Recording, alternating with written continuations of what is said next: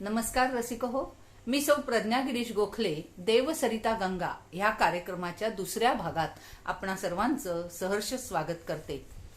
काल पहिल्या भागाची सांगता करताना आपण अकबर बिरबलाची गोष्ट ऐकली होती की बिरबलानी अकबराला उत्तर दिलं की गंगा तो अमृत है, गंगा की तुलना किसके साथ हो ही नहीं सकती. और रही बात कौन सी नदी का पानी श्रेष्ठ है, तो यमुना का पानी श्रेष्ठ है क्योंकि वो गंगा में जाके मिलता है. असं एक अद्भुत अलौकिक उत्तर बिरबलानं दिलं आणि त्याचाही थोडा आपण मागोवा घेणार आहोत की कसं यमुनेचं पाणी श्रेष्ठ आणि ते गंगेत जाऊन मिळतं म्हणजे काय. तर इथे मला एक नंतर गाणं आठवलं आणि मी तुम्हाला म्हटलं होतं काल की त्या गाण्याचं रात्र म्हणजे दिवसभर कालपासून तुम्हीही नक्की ते मनात आठवलं असेल की तू गंगा की मौज में जमुना का धारा हो रहेगा मिलन, ये हमारा तुम्हारा रहेगा मिलन, ये हमारा तुम्हारा. बघा बिरबलाची ही गोष्ट आणि हे उत्तर वाचताना ऐकताना मला आठवलं हे गाणं की काय त्या गाण्यात आहे. तो नायक त्या नायिकेला म्हणतो की तू गंगा की मौज. ती स्त्री आहे, नारी आहे नायिका, त्यामुळे तू गंगा की मौज आणि मी पुरुष काय आहे, मैं जमुना का धारा, हो रहेगा मिलन ये हमारा तुम्हारा, रहेगा मिलन ये हमारा तुम्हारा. मला आठवलं की हे गाणं तेव्हा मी तर खूपच लहान होते हा चित्रपट आला तेव्हा काही हे चित्रपटातलं गाणं एवढंच माहित होतं. पण आता ह्या विषयाच्या संलग्न विचार करताना मला त्या गाण्यातलं एक अंतरसूत्र असं म्हणजे खूप आश्चर्यकारक, कारण बोलविता सुचविता धनी तो आमचा वेगळाची आहे, तो कधी काय सुचवेल खरंच काही सांगता येत नाही. मला माहित नाही त्या गीतकाराला त्यात काय अपेक्षित होतं, त्या संगीतकाराला त्याचं संगीत देताना गाण्याला शब्दांना काय अभिप्रेत होतं मला माहित नाही. पण आज ते गाणं ऐकताना मात्र मला असं जाणवलं की तो तिला म्हणतोय की तू गंगा की मौज आहेच. गंगा म्हणजे नदी ही नारी आणि गंगा ही स्त्री रूप आहे आणि त्यामुळे स्त्री ही गंगा रूप आहे आणि मै यमुना का धारा. आता यमुना ही आपल्या सांसारिकांचं प्रतीक आहे आणि सांसारिकांचं प्रतीक हे असं विलक्षण आहे यमुना की असं बघा दुर्गाबाई भागवतांनी यमुना कालिंदीवर लिहिताना इतकं अप्रतिम लिहिलंय. त्या म्हणतात यमुना म्हणजे मरणाला सामोऱ्या जाणाऱ्या जीवनाचं प्रतीक आहे. यमुना भग्नतेचंही प्रतीक आहे, यमुना प्रतीक्षेचं तितिक्षेचं प्रतीक आहे, यमुना प्रीतीचं आणि विरहाचंही प्रतीक आहे. ही सर्व परस्पर विरोधी प्रतीक यमुनेमध्ये शतकानुशतक एकवटलेली आहेत. कारण या नदीप्रमाणेच दुसऱ्यामध्ये विसर्जित होण्याचा आणि दुसऱ्यातून उमलण्याचा आणि दुसऱ्यात विसर्जन पावण्याचा भाव यमुनेत आहे. आणि म्हणून यमुना ही आपल्या सांसारिकांचं प्रतीक आहे की ती असं म्हटलंय की यमुना मरणाला सामोरे, आता आपण दुर्गाबाईंचे शब्द ऐकले की मरणाला सामोरे जाणाऱ्या जीवनाचं प्रतीक. आता पुरुष आणि प्रकृती असा जेव्हा विचार आपण करतो तेव्हा हे जे सांसारिक जीवन आहे आपलं ते सगळं यमुना आहे, त्याचं प्रतिनिधित्व. बघा पूर सुद्धा यमुनेला आहे, डोह यमुनेवर आहे आणि आपण थोडंसं मागोवा घेतला ना की आपल्या लक्षात गंगेपेक्षा यमुनेचं पात्र दीडपट मोठं आहे. यमुनेला पूर येतोय, तो डोह यमुनेत आहे. यमुनेमध्ये काम क्रोध असा सगळा तो जो काही डोह आहे, यमुना काळी आहे आणि त्यामध्येच तो कालिया आहे, षड्रिपूंचा षड तो फणा घेऊन नाही का. आणि मग त्या फण्यावर कोण, तो गोविंद जो आपला इंद्रियांचा स्वामी, तो जो त्या फण्यावर उभा राहिला, त्यांनी त्याला कालियाचं मर्दन केलं आणि मग असं हे सगळं घडलं हे यमुने काठी ना. ते गोकुळही नांदतंय, ते यमुने काठी नांदतंय. आणि मग अशा ह्या यमुनेचा एक थोडासा मागोवा घेतला की आपल्या लक्षात येतं रामचरित्र जी आहे, रामकथा, ती उत्तरेकडून दक्षिणेकडे सरकत गेली लंकेपर्यंत, हो की नाही. आणि म्हणजे रामाला सुद्धा गंगे पार नेताना जय गंगे जय भागीरथी जय जय राम दाशरथी जय गंगे, काय गीत रामायणात आमच्या गदिमाने इतकं सुंदर ते गीत आहे की ते रामाला नदी पार नेताना त्या केवटांना किती आनंद होत होता. आणि असं ते गंगा पार करत म्हणजे रामायण हे असं आहे दिशा त्याची. पण कृष्ण चरित्र मात्र यमुनेपासून पुढे वर सरकत जातं, मग ते पांडवांच्या स्वर्गारोहणापर्यंत, नाही का. आणि मग हे यमुने काठी गोकुळ, यमुना इथे, तिथे तो कालिया डोहामध्ये, आणि मग तो कृष्ण. आणि मग लक्षात येतं बघा, असं भौगोलिक पण आपण बघितलं ना तर गंगा वाहतीये, गंगा पुढे येऊन पूर्ववाहिनी होतीये, आणि यमुना नंतर पुढे खालच्या बाजूने येऊन पूर्ववाहिनी होतीये. यमुना गंगेपेक्षा 1.5 मोठं पात्र आहे. पण यमुना कुठे मिळते, आणि ती सरस्वती तर बिचारी तिकडे गुप्तच झाली. आपल्याला माहितीये ते ठिकाणही बऱ्याच जणांनी पाहिलं असेल, किंवा आजकाल याच्यावर सगळे व्हिडिओज आणि पुष्कळ आपल्याला मिळत असतं पाहायला. ती सरस्वती तिथे गुप्त झाली. मला असं वाटतं अनादी काळापासून, म्हणजे यातला एक समांतर अर्थ शोधत गेलं ना तर माझं असं खूप मनात येतं की गंगा ही प्रभूची वाहती करुणा म्हटलंय बरं का. गंगेला प्रभूची वाहती करुणा, सरस्वती जे निखळ ज्ञान होतं. पण यमुना म्हणजे आपलं सांसारिक, म्हणजे सगळं अवडंबर कर्मकांड, हे सगळं म्हणजे यमुना.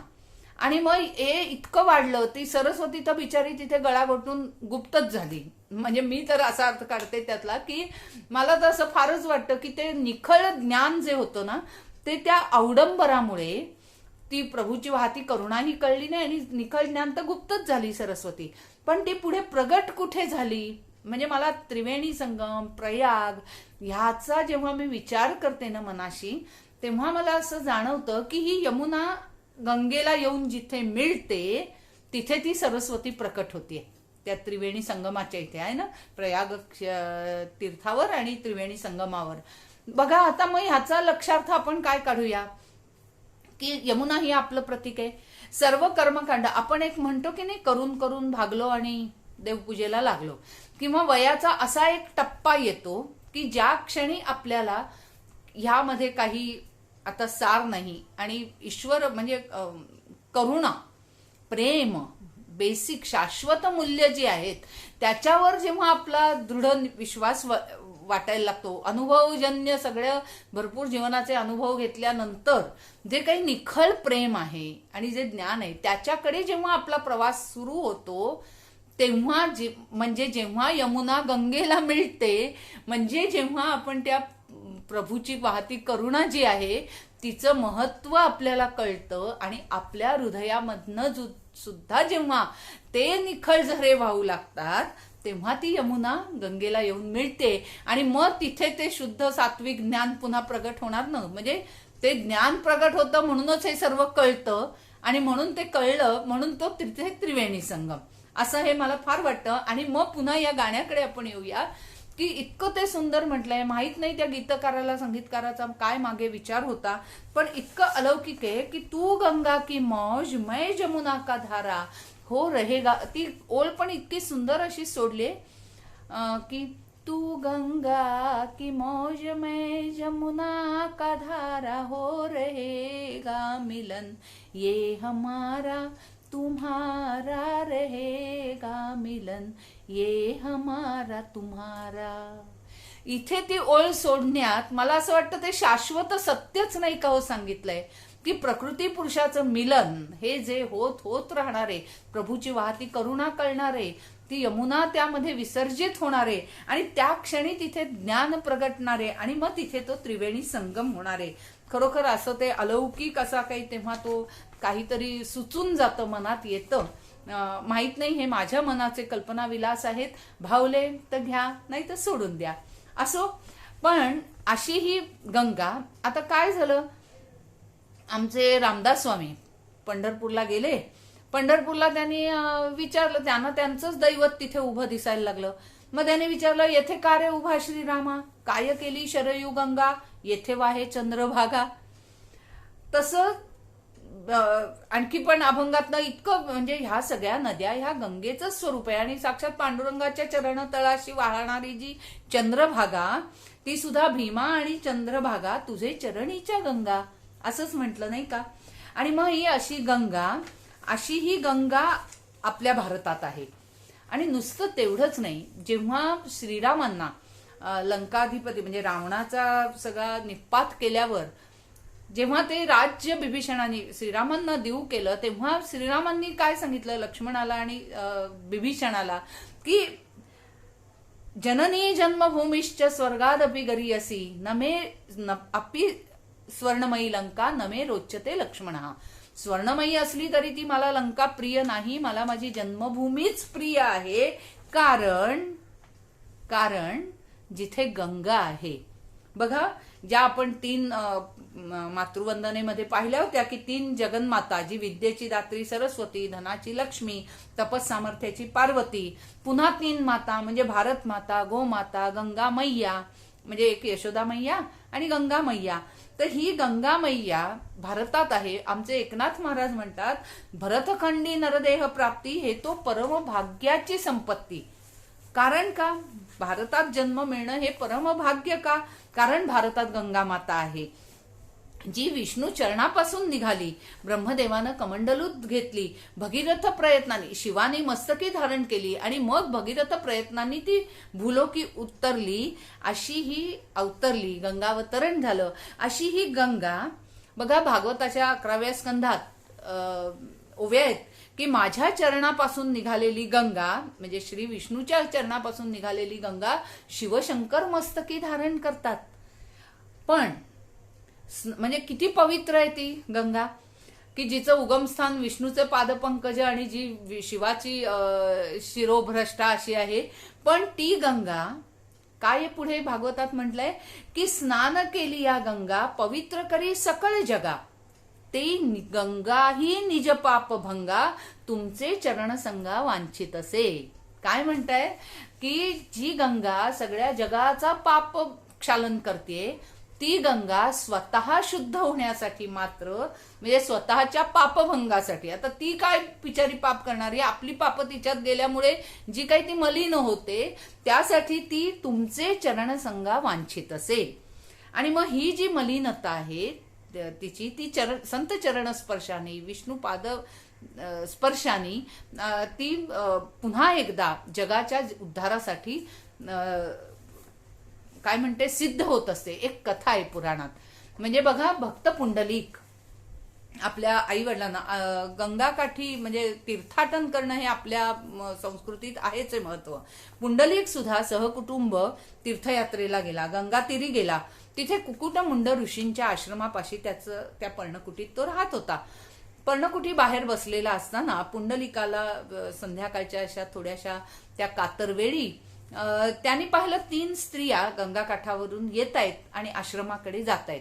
दुरून येताना त्यांना पाहिलं तेव्हा त्या अगदी म्लान काळवंडलेल्या म्हणजे अशा क्लांत शरीर म्हणजे थकलेल्या अशा दिसत होत्या. पण त्यांचे चेहरे मात्र सुंदर तेजस्वी मूळ दिसत होते. त्या आश्रमात येताना त्यांनी पाहिलं. पुंडलिकाला खूप नवल वाटलं, कोण बरं असाव्यात ह्या. परत पहाटे जेव्हा पुंडलिक गंगा स्नानासाठी आणि बाहेर पडला जेव्हा, तेव्हा पुन्हा एकदा त्यांनी त्या 3 स्त्रिया आता आश्रमाकडून गंगेकडे नदीकाठी तिकडे जाताना पाहिल्या.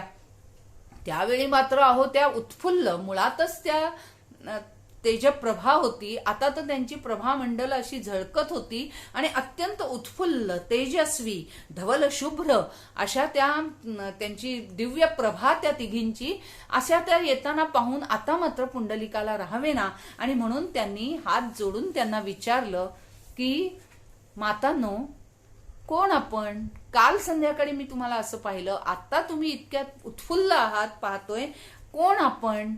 आपला परिचय काय? तेव्हा त्या तिघींनी सांगितलंय, आम्ही गंगा यमुना सरस्वती, जगाचं पाप धुणाऱ्या आम्ही आमच्या शुद्धतेसाठी सच्चरणी येऊन पुन्हा जगदोद्धारात सिद्ध होतो. बघा, हे मी माझ्या मनचं सांगत नाही, ही कथा आहे पुराणात.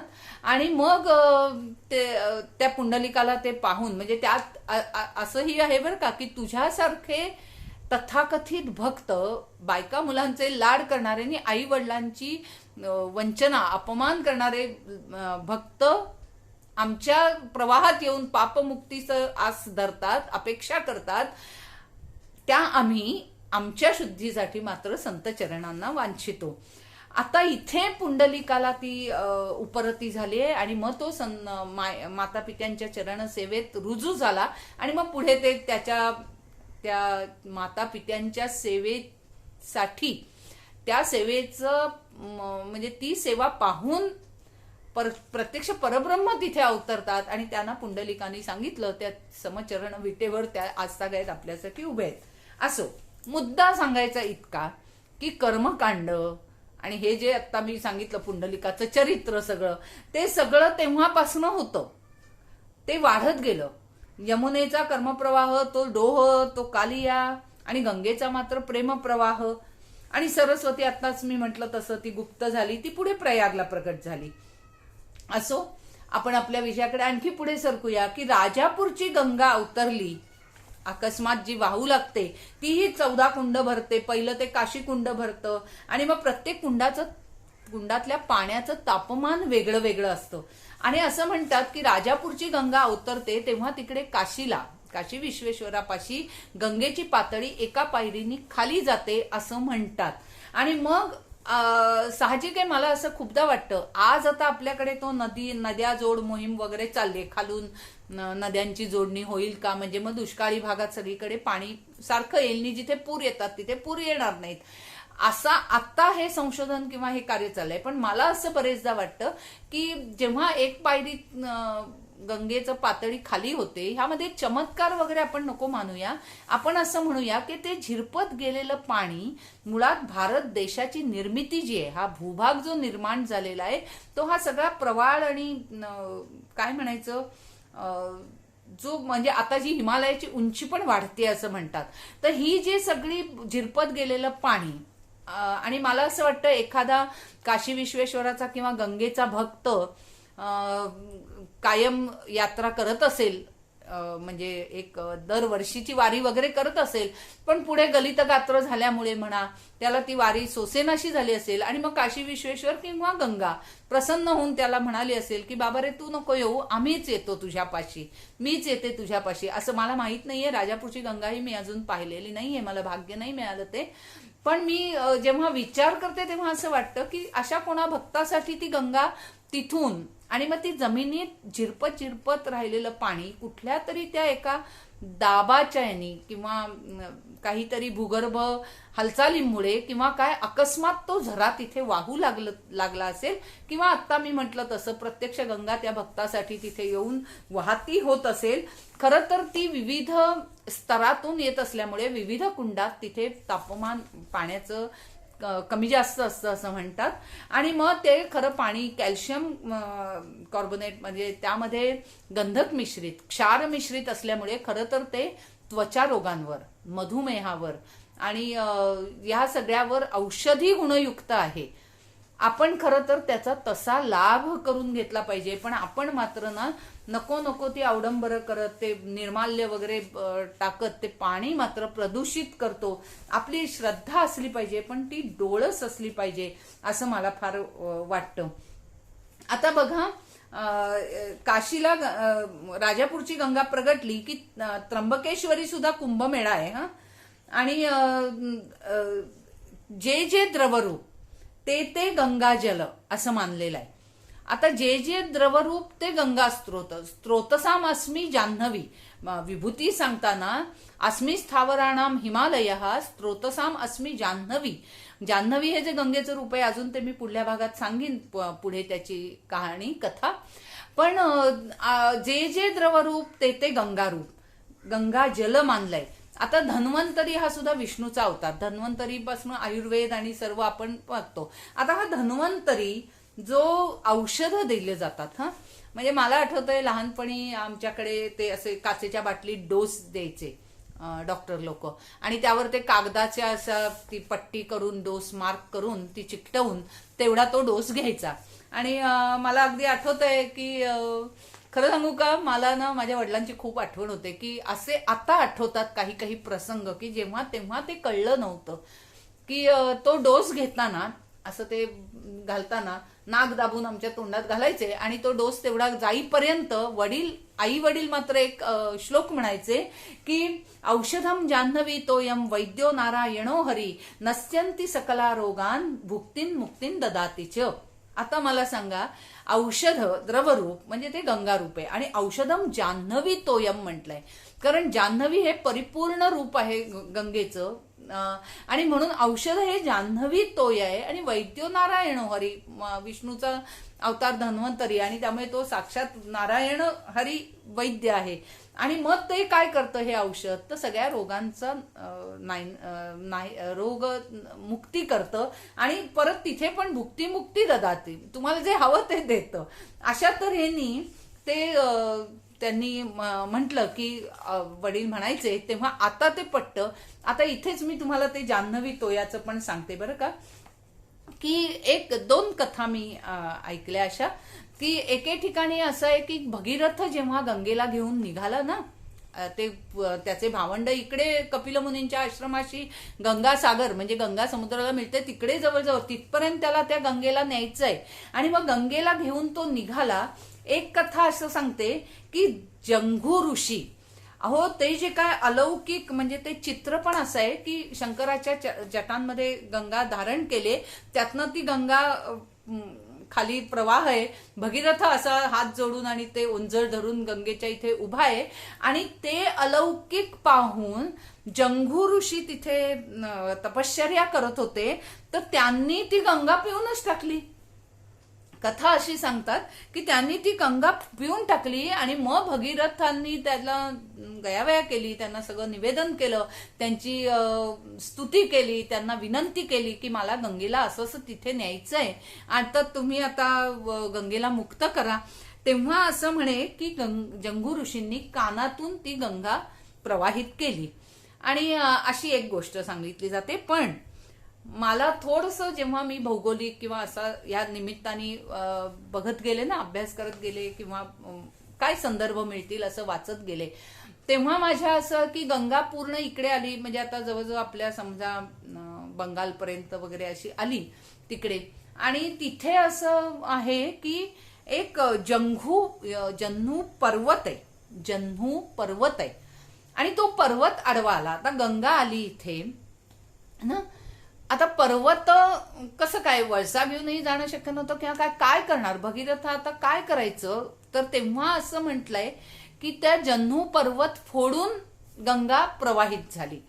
आता ही गोष्ट मी थोडं सांगड घालताना असं म्हणेन की जंघू ऋषी असं जरी म्हटलं तपश्चर्येला बसले होते, तर त्यांचं तपसामर्थ्य म्हणा किंवा त्यांना मान देण्यासाठी गंगा तिथे थबकली असेल ना. आणि मग जन्हू ऋषींनी कान किंवा तिथे असं म्हटलंय, त्या कथेत असं म्हटलंय की जन्हू ऋषींनी मांडी फोडून तिला प्रवाहित केलं आणि म्हणून तिथे तिचा प्रवाह ही थोडा लालसर आहे गंगेचं पाणी. आणि अशी एक ही दुसरी कथा सांगतात. पण मी विचार केला तेव्हा माझ्या लक्षात आलं आणि मागोवा घेतला तेव्हा की तो जन्हू पर्वत आहे. आता पर्वत फोडून तो प्रवाह इतका गंगेचा जोरदार आलेला की त्या प्रवाहाला खिंडार पाडत ती गंगा वाहती झाली आणि मग साहजिकपणे पर्वताला खिंडार पाडल्यामुळे त्याचं पाणीही ते लालसर गढूळ झालं असेल आणि मग तिथे मात्र त्या गंगेला जान्हवी नाव पडलेलं आहे आणि हे गंगेचं परिपूर्ण रूप जान्हवी हे रूप असं मानलं जातं, कारण तो अखेरचा टप्पा आहे गंगेचा आणि म्हणून स्त्रोतसाम अस्मी जान्हवी असं हे म्हटलेलं आहे. आणि अशा ह्या बघा गंगेचा आपण मागोवा घेत आलो आणि त्या गंगेचं म्हणजे आता पर्वत हे स्थैर्याचं प्रतीक, नद्या हे गतिमानतेचं प्रतीक, लोकसंस्कृतीची वाहती सरिता ही नदीकाठीच ना, अर्थात संस्कृती नदीकाठी रुजते, बहरते, वाढते. म्हणून तर आपल्या संस्कृतीत मानबिंदू गंगा ही आपला मानबिंदू आहे. सगळ्याच नद्या, पण गंगा ही एक नंबर. आता तुम्हाला सांगते की सिंधू ही आपल्या भारतातली आधी ती 1 क्रमांकाची नदी म्हणजे किनारा किंवा वाहत्या ह्याच्या दृष्टीने. पण काय झालं, मला तर खरंच वाटतं एखाद्या नदीचं सुद्धा भाग्य असतं बघा. ललाटी जे आहे ते कोणी पुसू शकत नाही. तर ती सिंधू पण तिकडे वाहिली हिमालयातनं, त्या मान सरोवराच्या तिथनं. आणि ती काय झाली, पुढे पश्चिम वाहिनी झाली. आणि सिंधू पश्चिम वाहिनी झाल्यामुळे अक्षरशः तिच्यात रक्ताचे पाट बिचारी वाहिले. पण गंगा मात्र पूर्व वाहिनी झाली नंतर. आता सावरकर तर तेव्हा अखंड भारताचं स्वप्न असणारे, आणि आपली संस्कृतीच सिंधू संस्कृती, हिंदूंचं आपली मूळ तेच आहे. त्यामुळे सिंधू म्हणजे सिंधू विना हिंदू म्हणजे प्राणाविना कुडी, असं इतकी ती सिंधू नदी विषयीचं. सिंधू नदीच्या इथे उत्सवही होतो बरं का. आणि मला आठवतंय, मला वाटतं लालकृष्ण अडवाणींच्या वेळी ते जाऊन तिथे सिंधू संस्कृती आणि तिथे पूजन करून आलेले आहेत. पण असो, आता मात्र सिंधू नदी तिकडे गेली, त्यामुळे आपली नाही. पण गंगा ही आपल्यामध्ये आज पहिल्या क्रमांकाची नदी आहे. आणि जगामध्ये नाईल नदी लांबीच्या दृष्टीने, किनाऱ्याच्या दृष्टीने नाईल नदी ही सर्वात एक पहिल्या नंबरवर आहे. आणि गंगा किनाऱ्याच्या दृष्टीने म्हणजे 2500 किलोमीटरचा हा तिचा किनारा आहे गंगेचा. आणि त्यामुळे गंगा ही 10व्या क्रमांकावर आहे बरं का. पण रसिक हो, आजही quality and purity of water ह्या प्रयोगशाळेच्या निकषांवर आजही गंगा अव्वल दर्जाची म्हणजे जगात पहिल्या नंबरवर आहे. आणि हे खरोखर नुसत्या टाळ्या वाजवून नाही हो, त्या गंगेचा आपल्याला अभिमान आहे. आणि अशा ह्या गंगेला, कारण ती गंगेमध्ये असं काय आहे की ज्यामध्ये तिचं प्रदूषण होतच नाही. दृश्य प्रदूषण आपल्याला दिसतंय सगळं, आणि ते आपणच करतोय मूर्ख लोक आपल्यासारखी. पण गंगेमध्ये असं काही आहे की त्यात किडे जंतू टिकूच शकत नाहीत. बघा, गंगा आपण त्या तांब्याच्या ह्याच्यात आणतो आणि देवामध्ये ठेवतो आणि गंगा पूजन करतो. आणि मग कोणाच म्हणजे देवाज्ञा झाली कोणाला की नंतर ते गंगेचे 2 थेंब टाकतो. पण खरं सांगू का, मला ना, मी एक मात्र सांगते की म्हणजे मी गंगोत्रीपर्यंत नाही अजून जाऊ शकले कधी. पण जेव्हा आम्ही उत्तरकाशी ऋषिकेश हरिद्वार, उत्तरकाशी नाही ऋषिकेश हरिद्वारला गेलो, तेव्हा तिथे काचेच्या वाटीत आम्ही गंगा भरून आणली. आणि ती आम्ही थोडी मला असं वाटतं ते मेल्यावर पाणी तोंडात घालण्यापेक्षा जिवंतपणीच ते रोज थेंब थेंब पिऊया ना. होईल ना आपल्याला, आपली चित्त शुद्धी होईल, निर्मळ होईल ना अंतःकरण गंगेसारखं, असं ते मला फार वाटतं. आणि म्हणून ते जे गंगेचं रूप आहे, तिथे जे निवळशंख पाणी आहे गंगेचं, ते आपण आणावं आणि असं छानपैकी थेंब थेंब का होईना रोज प्यावं, असं मला फार मनापासून वाटतं. जो मी मगाशी सांगितलं की तारक ब्रह्म कालच्या भागात गंग गायंती इति गंगा, तर अशी ही गंगा तिचं अमृत तुल्य, अशी अमृतच, तुल्य पण नाही अमृतच. आणि मग ते अकबराला जेव्हा बिरबलाचं ते उत्तर इतकं विलक्षण वाटलं ना, की अकबराने सुद्धा तेव्हा गंगा उगम शोधण्याकरता पथक पाठवलं, आपला अमर्याद खजिना खर्च केला त्यासाठी. आणि हिंदुस्थानचा पहिला समग्र नकाशा असं अलीकडल्या काळातलं बनवण्याचं श्रेय 1782 साली बनवला गेला. तो कॅप्टन जेम्स रेनमेल याला तो नकाशा बनवण्याचं क्रेडिट जातं. 1817-18 मध्ये विल्यम वेब, कॅप्टन रेपर, हायवर्जन्स हिरसे हे गंगा उगम शोधत भटवाडीपर्यंत पोचलेले युरोपीय, आणि जेम्स प्रेसेर गंगोत्रीपर्यंत पोचलेला पहिला युरोपीय. पण आपल्याला बघा ना, त्यांचंच कौतुक. अहो, पण आमचे सगळे आद्य शंकराचार्यांपासनं सर्व तिथे किती आधीपासून पोचलेत, किती ही सगळी पर्वत शिखरांची नावं आदिम काळापासून आहेत. पण आम्हाला मात्र या गोऱ्या कातडीचंच अजून पगडा आपल्यावरचा काही जात नाही. असो, गोमुखातून भागीरथीचा म्हणजे हिमनदी फोडून भागीरथीचा जो उगम आहे, गंगोत्री पुढे आहे पण गोमुखाची तो जो उगम आहे तिथपर्यंत काही यात्रेकरूच गोमुखापर्यंत जाऊ शकतात. गंगोत्रीपर्यंत मात्र बरेचसे जातात. आणि मग तिथे छिडबासा, भोजबासा असे जे मुक्काम आहेत. आता चिडबासा म्हणजे चीड वृक्षाची, चिनार वृक्ष, चिडबासा, भोज वृक्ष, भोजबासा अशी ज्या वृक्षांची ती जंगलं, तसं तिथे त्यांचं तिथे ते वास्तव्य म्हणून त्या अशी नावं त्या भागांना आहेत. आणि तिथे आता काय झालं, शासकीय काय म्हणायची अतिथीगृह, विश्रामगृह उभारली गेली, आश्रम, धाबे उभारले गेले आणि त्यामुळे रॉकेलचं प्रदूषण, सरपणासाठी जंगलतोड, चीड, पाईन, भोज, देवदारची जंगलं, जमीन असं ती सगळी जंगलं जमीनदोस्त केल्यामुळे, ग्लोबल वॉर्मिंगमुळे हिमनद्या आक्रस्त आहेत, वितळतायत. अशा या मानवी उपद्रवामुळे, वापरामुळे, पर्यटनामुळे प्रदूषणात इतकी काही वाढ झाली आहे की असं म्हणतात की गोमुखानी 3280 फूट माघार घेतली. म्हणजे किती ती हिमनदी गोमुख वितळत गेलंय. जणू काही भागीरथीचा मुखभंग करण्याला आपणच नाही का दुर्दैवाने कारणीभूत झालोय. पुण्याच्या हव्यासापायी पर्यावरणाचा नाश आपण करतोय, ऱ्हास करतोय, हे आपल्या कधी लक्षात येणार.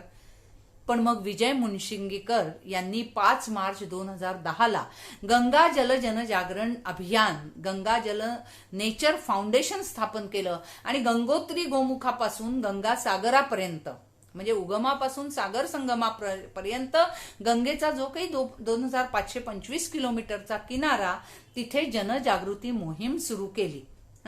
मलाही आठवतंय 1975 साली मी वाराणसीला जेव्हा गेले होते, कॉलेजला होते मी तेव्हा, आणि तिथे गेलं असताना आम्ही त्या पुढे प्रयागला गेलो आणि तिथे त्रिवेणी संगमात त्या होडीनी जायचं होतं. त्या होडी किनाऱ्यावरनं अशी आत पाण्यात ढकलताना बाजूला एक असा काळसर असा दगड दिसला. तर त्या नावाड्याने सांगितलं म्हणून आम्ही सगळ्यांनी त्या अशा दगडाला रेटा देऊन ती होडी आत ढकलली. तो दगड ना असं काहीतरी विचित्र जरा असं वाटलं म्हणून आम्ही असे हात खरबरीत लागला. तेव्हा तो नावाडी हसायला लागला आणि तो म्हणायला लागला, आम्हाला त्यांनी सांगितलं ते म्हशीचं प्रेत होतं. ते बाकी सगळं आत गेलेलं पाण्यात दिसत नव्हतं आणि तिथे तर असंच चालायचं ना पूर्वीच्या काळी. सगळं माणसांची, जनावरांची, सगळ्यांची सोडून दिली जायची. पण आता मात्र पुष्कळ फरक पडलाय. बघा, खरं तर आमच्या आद्य शंकराचार्यांनी सुद्धा सांगितलंय हे कर्मकांड वगैरे किंवा गंगा स्नान वगैरे हे काही काय म्हणायचं ते करत करत करत आपली चित्तशुद्धी इतकी निर्मल होऊ शकते आणि झाली पाहिजे की शंकराचार्यांनी आपल्याला सांगून ठेवलंय की गंगे तव दर्शनात मुक्ती. अगं गंगे, तुझ्या केवळ दर्शनाने मुक्ती मिळतीये, तर मग हे सगळं अवडंबर कशाला करायचं, नाही का. आणि मग सांगितलं सलोकता, समीपता, सरूपता आता येत जाते की केवळ दर्शनाने सुद्धा मुक्ती मिळायला लागते आणि मग बाकीच्या अवडंबराची आवश्यकता राहत नाही. आणि मग जेव्हा आपण खूप अजून असे मुद्दे सांगता येतील की लोहारी नागपाल जलविद्युत प्रकल्प जो आहे ना, तिथे काय केलंय, 39 किलोमीटरच्या टनेलमधनं गंगेचं पाणी आत खेचलंय आणि धरासू जवळ, म्हणजे वीज निर्मिती झाल्यावर धरासू जवळ ते पुन्हा गंगेच्या मुख्य पात्रात सोडलंय. म्हणजे नैसर्गिक जो फ्लो आहे गंगेचा, तो तिथे आपण थोडा डिस्टर्ब करतो नाही का, की एकीकडे पाणी खेचायचं आणि दुसरीकडे ते जोरात सोडायचं. टिहरी हे जगातलं सर्वात उंचीवरचं धरण बांधण्याचं जे काही चॅलेंज माणसाने घेतलंय, पण निसर्गापुढे कशाला ही चॅलेंज. आणि त्या असा विचार केलाय की टिहरी, नो डाऊट की इंजिनिअरिंगच्या दृष्टीने आणि याच्या दृष्टीने ते एक आव्हानात्मक काम आहे, पण त्या टिहरी धरणाच्या आधी असा विचार केला गेलाय की समजा ते धरण फुटलं तर, म्हणून प्रतिबंधात्मक उपाय म्हणून 6 छोटे म्हणजे अगदी छोटे नाही, इथल्या एखाद्या धरणा इतकेच असे बंधारे बांधले गेलेत. आणि मला आठवतंय मी गंगोत्रीला जाण्यासाठी म्हणून की 4 धाम नाही निदान गंगोत्री गोमुख पाहून येऊ म्हणून निघाले होते, पण त्या 6 पैकी एक बंधारा फुटला आणि त्यामुळे प्रचंड पूर, एक 8-10 वर्षापूर्वीची गोष्ट आहे. इथे टीव्हीवर तर म्हणजे वाराणसीला ती शंकराची मूर्ती पूर्ण पाण्याखाली गेली, इतक्या तऱ्हेने ते पाणी होतं ऋषिकेश, हरिद्वार आणि याला. आम्ही ऋषिकेशला अडकलो होतो त्या सगळ्या ह्याच्यात. पण कशासाठी हा अट्टाहास, असं मला पुष्कळदा एकदा वाटतं. आणि मग असं म्हणतात की तसं खरंच जर झालं कधी काळी तर पार दिल्ली सुद्धा पाण्याखाली जाईल अशी अवस्था होईल. बघा, राष्ट्रीय नदी निदेशालय सांगतं की गंगेचं निळशार पाणी बनारस पासून कानपूर पर्यंत पोचेपर्यंत काळं काळं होऊन जातं. किनारे ओसाड, वृक्षतोड अमर्याद, आणि त्रिवेणी घाटावर म्हणजे तिथे तर हरकी पौडीला तर एवढं प्रचंड प्रदूषण होतं. आणि खरं तर जल नाही तो कल नाही, नाही का. हे आता आपल्याला म्हणजे इतकं भीषण वास्तव आपण अनुभवतोय की जल नाही तो कल नाही. एक फार सुंदर कविता ह्याविषयी अशी की गंगे बाई अशी का ग तू दुःखी, क्षीण झाली धार तुझी म्हणून का मुक्की. हिमालया पलीकडे तुझं घरदार माहेर, सोडताना कासावीस होतेस ना ग फार. वाट तुझी नागमोडी गर्द दरी रानातून, शीळ येते कानी ऐकू धुंद पानातून. फुसांडत होतीस जेव्हा वाटे तुझा धाक, आता इथे मर्तिकाची उडे फक्त राख. काठावर दोन्ही तुझ्या उदंडशी वाळू, नेती कोणी उपसोनी रेती चाळू चाळू. शंख शिंपल्यांची सृष्टी तुझ्या पुळणीत, आता कोरड येते पात्र आज पाणी पापणीत. आता तुझे पाहताना मलूल असे मलिन असे मुख, डोळ्या वाटे चंद्रभागा काळ जात दुःख. येतील का परतून खळाळते प्रवाहिते दिस, येतील का परतून खळाळते प्रवाहिते दिस. गंगे तुझ्यासाठी होतो जीव कासावीस, गंगे तुझ्यासाठी होतो जीव कासावीस. आणि मग असं कासावीस जीव ज्यांचा होतो त्यांनी एक पॉवर पॉइंट प्रेझेंटेशन केलं की गंगा वेस्ट वॉटर ट्रीटमेंट, आणि त्या पॉवर पॉइंटला वर्ल्ड बँक सस्टेनेबल डेव्हलपमेंट अवॉर्डही मिळालं. रोज 8,000 मिलियन लिटर प्रदूषित पाणी कोणतीही शुद्धीकरण प्रक्रिया न होता वाहत असतं. आणि हे जे वाहणारं पाणी आहे ही आपल्या चिंता आहेच, पण मुळात पाण्याचा साठा कमी होतोय. आणि या गंगा ऍक्शन प्लॅन मध्ये म्हणजे राजीव गांधींच्या काळातही हे सुरू झालं, आणि आता मात्र आपल्या या नमोंच्या काळामध्ये खूप चांगले म्हणजे आता हल्लीच आम्ही वाराणसीला जाऊन आलो, इतकं सुंदर आता स्वच्छ केलंय. आणि बाकी ह्या सगळ्याला आता तिथे परवानगी नाही, जे पूर्वी प्रेत सोडून देत होते. आणि आता पुष्कळ ठिकठिकाणी जे लेदर टेनरीतले सगळं काय म्हणायचं तुमचं केमिकलचा सगळा हे रासायनिक जहर, नाले, निर्माल्य, दुधाचे अभिषेक, सांडपाण्याची गटारं, हे सगळं जे वाहत होतं त्याला आता पुष्कळ निर्बंध आलेत. परत तिकडे ना 18 तास लोड शेडिंगमुळे जलशुद्धीकरण प्रकल्प बंद राहतात, त्यामुळे जलशुद्धीकरण होत नाही.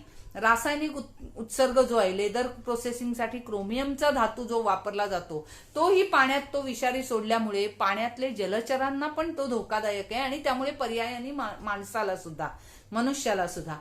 मग ते आता असं आहे, महाकुंभमेळे भरतात किंवा संक्रांतीच्या वेळी प्रयागला असं म्हणतात 7 ते 8 कोटी लोक एका दिवसात स्नान करतात. काय होत असेल हो त्या गंगेचं. अरे गंगे तव दर्शनात मुक्ती म्हटलंय ना, मग कधी शिकणार आपण यातनं आणि कधी शहाणे होणार यातनं. आणि म्हणून परत तो वाळूचा बेसुमार यमुनेतला उपसा, आणि असं बिहारच्या मैदानी प्रदेशात 2 अब्ज टन गाळ, सुपीक गाळ ह्या पुरातून सगळा वाहत येतोय. असं वाटतं की तो येऊन मुखाशी असा साचतोय की सरस्वती सारखी गंगा पण एखाद्या वेळी म्हणजे गुप्त झाली तर, ज्ञान तर गुप्त झालं, ही प्रभूची वाहती करुणा ही गुप्त झाली तर. अशा तऱ्हेने म्हणजे एक-एकदा वाटतं की त्या आपल्या भावंडांना मोक्ष मिळावा म्हणून भगीरथांनी भूतलावर आणलेली ही गंगा, त्या गंगेलाच आपणच मोक्षपदाला नेतो की काय, असं दुर्दैवाने वाटतं. आणि आपण ह्यासाठी लवकर सावध व्हायला पाहिजे, आणि त्याकरता आपण आता खूप शहाणं झालं पाहिजे. आणि गंगेचा म्हणजे आपण अत्यंत असं एक काय म्हणायचं त्या मिशनला वाहून घेतलं पाहिजे. आपण स्वतः तिथे गेलो तर कोणी काही असं करत असेल तर त्यांना आपण प्रतिबंध हा केलाच पाहिजे. आणि असं हे अशी ही गंगेची आपण सगळी रूपं आणि सगळा तो इतिहास आणि भूगोल आणि सगळं काव्यातनं अशा तऱ्हेने हे सगळं आता अनुभवत, वाचत, आस्वाद घेत पुढे आणलं. पण एक दिवस असं आणखी पण खूप अभ्यास करताना खूप इतकं की कशी ही विलक्षण आहे गंगा. बघा, गंगा दर्शन, गंगा स्नान, गंगा स्पर्श, गंगार्पण आणि गंगेत तर्पण हे सगळे आपले मानबिंदू आहेत. गंगेला या उपनद्या तर किती मिळाल्या आहेत. गढवाल हिमालयातल्या दूध गंगा, क्षीरगंगा, धवली गंगा, गुप्त गंगा, पाताळ गंगा, लक्ष्मण गंगा, विष्णू गंगा, गरुड गंगा, भीषण गंगा, कान गंगा, ज्ञान गंगा, बिरही गंगा, जाड गंगा, गणेश गंगा, नंदादेवी भेदून येणारी ऋषी गंगा, जिथे कश्यपासह सप्तर्षींनी, सूर्याचे जनक कश्यप त्यासह सप्तर्षींनी जिथे आराधना केली, तपस्या केली, ती ऋषी गंगा. आणि जिथे जिथे या गंगा उपनद्या मिळतायत तिथे तिथे होणारे संगम म्हणजे रुद्रप्रयाग, कर्णप्रयाग, नंदप्रयाग, हरप्रयाग, विष्णुप्रयाग, भास्कर प्रयाग, देवप्रयाग, हा तर सगळ्यात पहिला मोठा सगळ्यांना माहितीच आहे. आणि असं सगळ्यांना परत मोठ्या नद्या कोणत्या, तर यमुना पहिली मिळते, सरस्वती, घागरा, गंडकी, सगळ्या मोठमोठ्या नद्याही तिला मिळत आहेत. असं होत होत अखेर गंगा सहस्त्रमुखी जणू काही होते आणि सहस्राधार होते. अशी ही गंगा, जय गंगा मैया असा घोष करावा आणि तिच्यामध्ये आपण एक डुबकी घ्यावी. बघा, टोन्सचं खोरं जिथे आहे ना, यमुनेची, आधी मगाशी मी सांगितलं की यमुनेपासून पुढे महाभारताचा इतिहास जो आहे स्वर्ग रोहिणीपर्यंत, यमुनेची जी उपनदी टोन्सचं खोरं, तिथे तो लाक्षागृहाचा हे घडला, प्रसंग घडला. आणि असं करत ते पुढे पर्वत स्वर्गारोहण पांडव गेलेले आहेत. आणि मग त्या पुढे आधी एक थोडस परत आठवलं मला, भगीरथाची शिळा, तपशिळा त्या गंगोत्रीच्या तिथे आहे. आपण नक्कीच पाहिली असेल. आद्य शंकराचार्यांनी इथे गंगेची मूर्ती स्थापन केलेली आहे. आणि हे गंगे, जगदंबे, तुझ्यावर ज्ञानरूप शंकराचं प्रेम आहे. तू आत्मशक्तीपेक्षा प्रेमशक्ती वाढवतेस आणि स्वशक्तीला झाकून प्रेम प्रवाह वर घेऊन येतेस.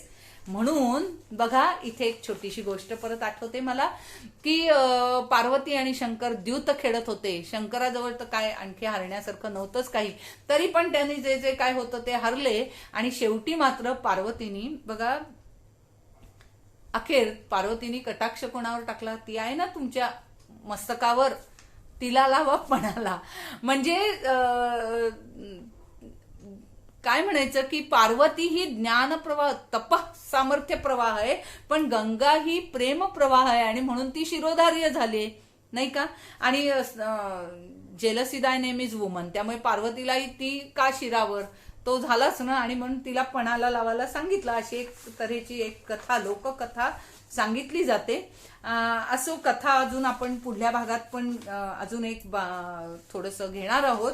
पण आजचा भाग संपवताना बघा, एक सकाळी स्नानाच्या वेळी आपण मंत्र म्हणतोच होत की गंगे यमुने चैव गोदावरी सरस्वती. आणि रात्री झोपेपर्यंत, रात्री आपण अंथरुणाला टेकलो की काय आहे, गंगा म्हटलंय असं की पड पड कुडी धरणीवरी, गंगा भागीरथीच्या तिरी, गयेसी गमन प्रयागी मरण, काशी विश्वेश्वरा दाखीव तुझे चरण. चरण कार्यक्रमात मी हे थोडंसं सांगितलं होतं, पण आज इथे विस्ताराने सांगते. मनाने कल्पना काय करायची, आपण इथे आपल्या पलंगावर झोपलोय, पण म्हणायचं काय, पडपड कुडी धरणीवरी, गंगा भागीरथीच्या तीरी. हे कुठली धरणी असावी ही, तर गंगा भागीरथीच्या काठी असावं, गंगा भागीरथीच्या तीरी. आणि माझा प्रवास कुठे असावा, गंगेबरोबरच त्या गयेसी गमन. आता गयेसी गमन म्हणजे बोधगया, बोधिवृक्ष, जिथे ज्ञान प्रकाशलय ना, बोधिवृक्ष जिथे बोध झालाय, तर त्या बोधिवृक्षापाशी, त्या गयेपाशी म्हणजे बुद्ध गयेपाशी, तिथे माझं गमन असावं. म्हणजे माझा प्रवास हा ज्ञानाकडे, उजेडाकडे असावा. आणि गयेसी गमन आणि मग प्रयागी मरण. आणि मग जिथे ते आता आपण बघितलं जसं की त्या गयेसी गमन आणि तिथे ते ज्ञान प्रकट झालं की जिथे ती सरस्वती प्रकट होतीये, गंगा प्रेम वाहती करुणा आहे आणि यमुना विलीन होते त्यात, अशा त्या प्रयागी त्रिवेणी संगमावर मरण येऊ दे. आणि म्हणजे मग आपोआप मला काय, काशी विश्वेश्वरा दाखीव तुझे चरण. तर अशी ही स्नानापासनं सकाळी उठल्यापासनं रात्री झोपेपर्यंत आपण हे गंगेचं स्मरण करतोय. हे गंगेचं स्मरण आपण अजून एक दिवस चालू ठेवणार आहोत. उद्या तर आजचा भाग संपताना पुन्हा एकदा आपण तोच एक वासुदेवानंद सरस्वतींच्या गंगा स्तोत्रातला श्लोक फक्त म्हणूया. मला तारी गंगे सकल भय भंगे त्रिपथगे नमः श्री कृष्णे ते जय शमित तृष्णे गुरुमते. मला तारी गंगे सकल भय भंगे त्रिपथगे. धन्यवाद.